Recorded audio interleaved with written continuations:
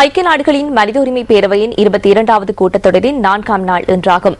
ஐநா மனித உரிமைகளுக்கான உயர்ஸ்தானிகரால் ஜெனீவாவில் நேற்று வெளியிடப்பட்ட வருடாந்த அறிக்கை தொடர்பில் ஐநாவுக்கான இலங்கையின் நிரந்தர வதிவிட பிரதிநிதி ரவிநாத ஆரியசிங்க இன்றைய அமர்வின் போது கருத்து தெரிவித்துள்ளார்.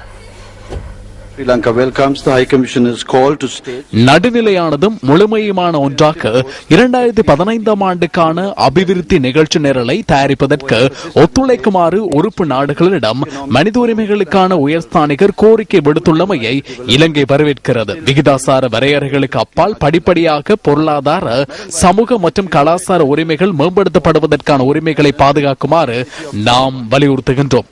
மதிப்புக்குரிய உப தலைவர் அவர்களே, உடன்படிக்கைகள் மூலம் உருவான நிறுவனங்களிடம் சுயாதீனம் மற்றும் பக்கச்சார்பற்ற தன்மைகள் காணப்படுவதனை இலங்கை மிக முக்கியமானதாக கருதுகிறது. பல்வேறு வகையிலான அங்கத்தவர்களை உள்ளடக்கிய இந்த நிறுவனம் மீதான உயர்ஸ்தானிகரின் இலக்குடன் இணைந்து பயணிப்பதற்கு இந்த செயற்பாட்டிற்குள் அரசாங்கங்கள் தமக்கே உரித்தான நடைமுறைகளை முன்னெடுப்பதற்குள்ள உரிமைகளை பாதுகாக்க வேண்டும் என்பதே எமது மேலான எதிர்பார்ப்பாகும். இந்த செயற்பாட்டின் போது அரசாங்கங்களிடமே முக்கிய பொறுப்பு காணப்பட வேண்டும். விசேட செயற்பாடுகளை முன்னெடுப்பதற்கான வரம் காணப்படுகின்ற நிறுவனங்கள் அவற்றின் நடவடிக்கைகளின் போது பேரவையின் சாசனங்களுக்கு அமைவான விதத்தில் 5வது மற்றும் 11 கீழ் 11 ஆகிய பரிந்துரைகளுக்கு அமைவாக நிறுவன சட்ட கோவைகளுக்கு மதிப்பளித்து செயற்பட வேண்டும் என இலங்கை மீண்டும் நினைவூட்டுகிறது. And reaffirmed in resolution 11/11.